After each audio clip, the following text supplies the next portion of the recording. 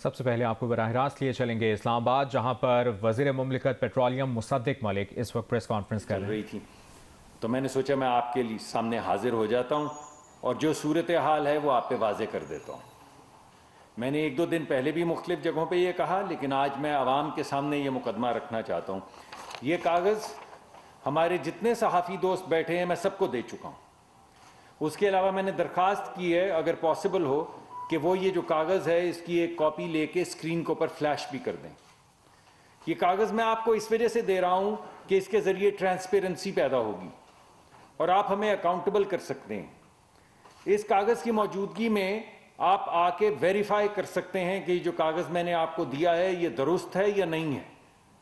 یہ کوئی ایسا کاغذ نہیں جس کو میں سائفر یا ٹریڈ سیکرٹ یا ملکی سیکرٹ کہہ کے جیب سے نکالوں اور کہوں کہ میرے پاس ہے مگر میں آپ کو دکھاؤں گا نہیں۔ میں نے آپ کو دکھا بھی دیا، آپ کو دے بھی دیا اور آپ کے حوالے سے، آپ کے توسط سے عوام کے حوالے بھی کر دیا۔ اس کاغذ میں کیا لکھا ہے؟ اس کاغذ میں یہ لکھا ہے کہ اس وقت ملک میں پیٹرول جو ہے 20 دن کا، ہمارے ملک کی ریگولیٹری ریکوائرمنٹ یعنی قانونی ریکوائرمنٹ یہ ہے کہ ہمارے ملک میں کسی بھی وقت 20 دن کا پیٹرول ہونا چاہیے اور 20 دن کا ڈیزل ہونا چاہیے۔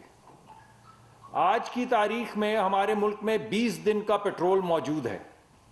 اس کے علاوہ جو پیٹرول اس وقت سمندر میں ہے، جو ہماری پورٹس کے باہر کھڑا ہے، ابھی نہیں لگا، وہ اس کے علاوہ ہے۔ یہ وہ پیٹرول ہے جو اتر چکا ہے، بانڈڈ ویئر ہاؤسز میں سے نکل چکا ہے، اور جو ہماری کمپنیاں ہیں پیٹرولیم کی، جس طرح آپ کے محلے میں، گھر میں، شہر میں مختلف پیٹرول پمپ ہیں، یہ ان کمپنیوں کے پاس پیٹرول موجود ہے۔ 20 دن کا پیٹرول موجود ہے اس وقت پاکستان میں، اور تقریباً 30 دن کا، 29 دن سے کچھ گھنٹے زیادہ، یعنی 29 دن سے زیادہ کا ڈیزل اس وقت ملک میں موجود ہے۔ تو اگر یہ بات ٹھیک ہے کہ آج ہمارے پاس پیٹرول بھی موجود ہے اور آج ہمارے پاس ڈیزل بھی موجود ہے، تو پھر یہ جو ٹیلی ویژن پہ چل رہا ہے کہ یہاں پہ پیٹرول کی کمی ہے یا یہاں پہ پیٹرول کی کمی ہے یا یہاں پہ لائن لگ گئی ہے، اس کی کیا وجہ ہے؟ اس کی ایک ہی وجہ ہے اور وہ ہے ذخیرہ اندوزی۔ اس ملک میں کچھ لوگ ہمیشہ کی طرح ذخیرہ اندوزی کر رہے ہیں، یعنی آپ کے حق پہ، آپ کے بچوں کے حق پہ، وہ لوگ جو بیمار ہیں جنہیں ہسپتال جانا ہے ان کے حق پہ، وہ لوگ جنہوں نے اپنے دھندے پہ، کاروبار پہ جانا ہے ان کے حق پہ، وہ بچیاں جنہوں نے اسکول جانا ہے، کالج جانا ہے، ان کے حق پہ ڈاکہ مار رہے ہیں۔ اور میں بڑے دھیمے لہجے میں آج یہ کہنا چاہتا ہوں کہ میری درخواست ہے ان تمام لوگوں سے کہ وہ رک جائیں، اور میری یہ درخواست ہے ان لوگوں سے کہ وہ آج ہی رک جائیں۔ اس درخواست کو تنبیہ جانیں۔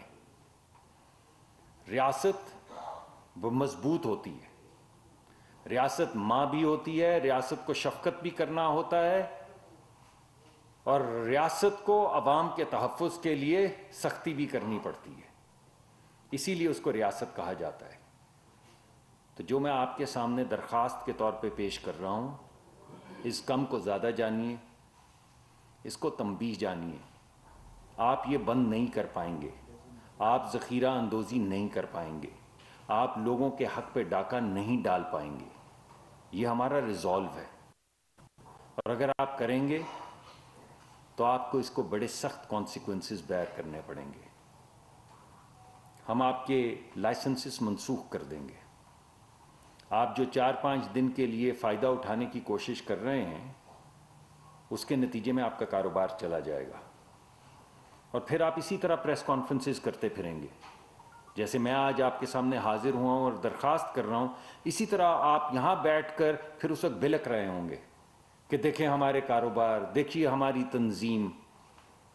اور یہ بھی میں آپ کو بتا دوں کہ وہ لوگ جو اس وقت ذخیرہ اندوزی کر رہے ہیں، یہ جان لیں کہ وہ اپنے دوستوں کو، وہ لوگ جو حق حلال سے کمائی کرتے ہیں، جو میجورٹی ہیں اس ملک کی، وہ تمام پیٹرول پمپ والے جو لوگوں کی دن رات خدمت کرتے ہیں، ان کا نام خراب کر رہے ہیں۔ آپ صرف لوگوں کے حق پہ ڈاکہ نہیں ڈال رہے، آپ عزت سے روٹی کمانے والے ہر پیٹرول پمپ والے شخص کے حق پہ ڈاکہ مار رہے ہیں۔ آپ لوگوں کی نظروں میں ان کی عزت کو گھٹا رہے ہیں, اپنی تنظیم کی عزت کو گھٹا رہے ہیں. میں اس تنظیم کے جو ریٹیلرز کی جو ہمارے تمام ہیں ان کی سربراہان کو جانتا ہوں, بہت عزت دار لوگ ہیں, مجھ سے بڑے عہدوں پر فائز رہ چکے ہیں, اور انشاءاللہ وہ ہمارے ہاتھ مضبوط کریں گے.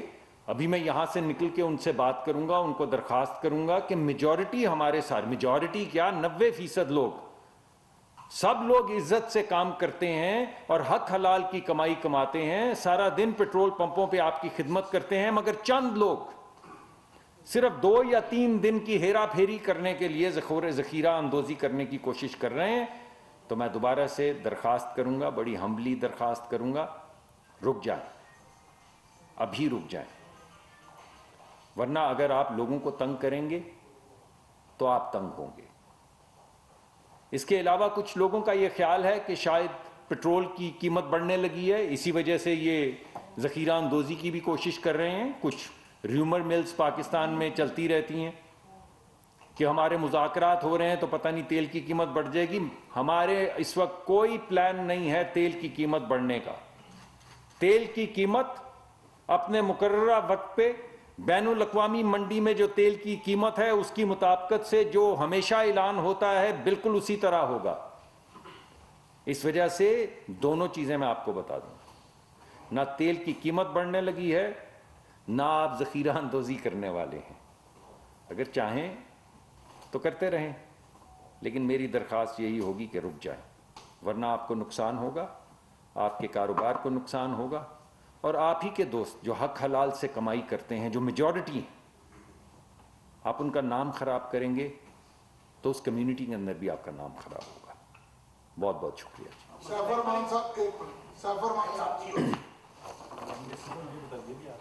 یہ پہلی مرتبہ نہیں ہوا, آپ کے دور میں پہلی مرتبہ ہوا ہے.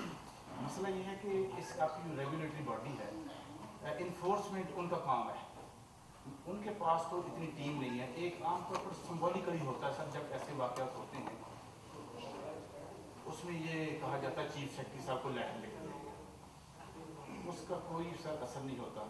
آپ فار ایگزامپل اللہ نہ کرے کہ یہ ایسے کنٹینیو رکھیں, اگر یہ بات نہیں آتی تو کس فورس کی آپ خدمات حاصل کریں؟ میں انشاءاللہ 2 دن میں آپ کے پاس حاضر ہو جاؤں گا.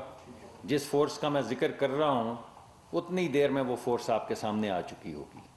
تو آپ ذرا صرف مجھے 2 یا 3 دن دیجئے, اس کے بعد میں دوبارہ ہاتھ کنگن کو RC کیا, میں آپ کی خدمت میں دوبارہ حاضر ہو جاؤں گا. اسی طرح کا کاغذ ایک لے آؤں گا اور پھر آپ کو بتاؤں گا کہ اس کی انفورسمنٹ کا کیا طریقہ کار اختیار کیا گیا اور کہاں کہاں انفورسمنٹ ہو چکی ہے. اس وجہ سے میں نے بارہا کہا, آج بھی میں نے کہا اور درخواست کی اور اب دوبارہ کرتا ہوں کہ آپ رک جائیں. جو بھی ہیں آپ چند ہی لوگ ہیں, کچھ ہی لوگ ہیں, باقی تو تمام عزت دار لوگ ہیں جو حق حلال کی کمائی کھاتے ہیں. آپ قرآن میں دیکھ لیں, احادیث میں دیکھ لیں, پوری اسلامی تاریخ میں دیکھ لیں, اور خود بتائیں کہ ذخیرہ اندوزوں کے متعلق ہمارے مذہب نے کیا کہا ہے, ان کو کیا کہا گیا ہے.